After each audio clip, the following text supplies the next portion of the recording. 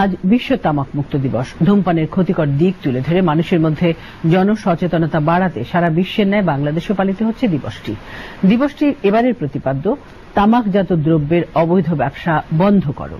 ধূমপান ও তামাকজাত দ্রব্য ব্যবহার নিয়ন্ত্রণে ধারাবাহিক কার্যক্রমের অংশ হিসেবে আগামী বছরের মার্চ থেকে তামাকজাত দ্রব্যের মোড়কে ছবি সহ স্বাস্থ্য সতর্কবাণী ব্যবহার বাধ্যতামূলক করতে যাচ্ছে সরকার। একই সঙ্গে বিড়ি ও সিগারেটের খুচরা বিক্রি বন্ধ, খোলা সাদা পাতা বিক্রি বন্ধ এবং ভ্রাম্যমাণ আদালতের মাধ্যমে তামাকজাত দ্রব্যের অবৈধ বিজ্ঞাপন অপসারণের উদ্যোগও নেওয়া হয়েছে।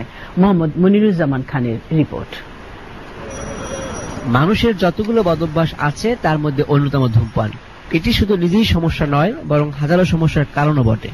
চিকিৎসকরা বলছেন শুধু তামাক, বিড়ি বা সিগারেটই নয়, বরং পান, সাদা পাতা, জর্দা ও গুল একইভাবে স্বাস্থ্যের জন্য ক্ষতিকর।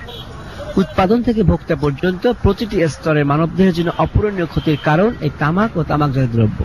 বাংলাদেশে আজকে যদি আপনি মৃত্যুর খবরগুলো পত্রপত্রিকায় দেখেন, টেলিভিশনে দেখেন, বেশিরভাগ খবর আপনি দেখতে পাবেন হয় হৃদরোগ, না হয় স্ট্রোক, না হলে ক্যান্সার, না হলে ডায়াবেটিস।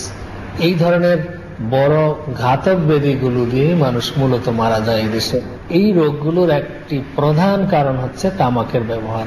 আশ্চর্য বিষয়, ধূমপানের ক্ষতিকর দিকগুলো জেনেও এ থেকে বেরিয়ে আসতে পারছে না বা আসছে না ধূমপায়ীরা। এবং এটা অবশ্যই অ্যাভয়েড করা শীঘ্রই আমি ছেড়ে দেব। তামাক ও তামাকজাত দ্রব্য ব্যবহারের নিয়ন্ত্রণে অনেক এগিয়েছে বাংলাদেশ। 2013 সালে এ সংক্রান্ত আইন যুগোপযোগী করার পাশাপাশি চলতি বাজেটে 1% হারে সারচার্জও আরোপ করা হয়েছে। এটা কিন্তু একলা স্বাস্থ্য মন্ত্রণালয়ের কাজ না, এটা একটা মাল্টি সেক্টরাল ইস্যু। আইনটা বাস্তবায়ন এই সেলের মাধ্যমে মূলত করা হয়। এটা আমাদের একটা জাতীয় টাস্ক ফোর্স আছে, জেলা উপজেলা পর্যায়ে টাস্ক ফোর্স আছে, যেটা আমরা তামাক বাস্তবায়ন টাস্ক ফোর্স বলি। আমরা যে আইনটা করেছি এখন, সেটা কিন্তু অনেকগুলা ক্লজ আছে খুব ভালো। যেমন 18 বছরের কম বয়সের কারো কাছে এটা বিক্রি আইনত নিষিদ্ধ। তারপরে আপনার সিগারেটের প্যাকেটে 50% পিক্টোরিয়াল ওয়ার্নিং, যেটা সচিত্র সতর্কবাণী, সেটা বাধ্যতামূলক থাকতে হবে। আমরা 1 বছর সময় দিয়েছি, 1 বছর পর থেকে এটা সব সিগারেট প্যাকেটে চলে আসবে। সরকার ইতিমধ্যে তামাকজাত দ্রব্যের উপর 1% সারচার্জ করেছে। সারচার্জটা যদি 2% করে, সরকার কিন্তু এখান থেকে 300-400-500 কোটি টাকা নিয়ে আসায় টোটাল ক্ষতিকর পণ্য থেকে কঠিন কিছু না। এবং এই অর্থটাই কিন্তু সরকার রোগ প্রতিরোধে হেলথ ফাউন্ডেশনের মাধ্যমে ব্যয় করতে পারে, রোগটাকে কমিয়ে নিয়ে আসতে পারে। আমাদের সরকার যে স্বাস্থ্য বাজেটের যে চাপ চিকিৎসার জন্য, সেটাও কমে আসবে।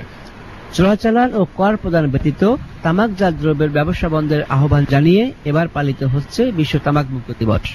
উৎপাদিত সিগারেটের 1/3 হাও হয়ে যায়, এটার কোনো ট্রেস পাওয়া যায় না। তো সেটাই আসলে সিগারেটের চোরাচালানের মাধ্যমেই সেই বাণিজ্যটা হয়ে থাকে। তো এটা একটা বড় ধরনের হুমকি সারা বিশ্বের রাষ্ট্রগুলোর জন্য।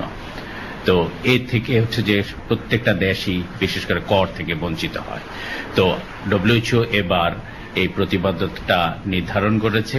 অজুহাত নয়, নিজে সুস্থ থাকতে হলে, পরিবার সমাজকে ভালো রাখতে হলে ধূমপান ছাড়তে হবে আজ, এবং তা এক্ষুনি। মোহাম্মদ মনিরুজ্জামান খান, বাংলাদেশ টেলিভিশন, ঢাকা।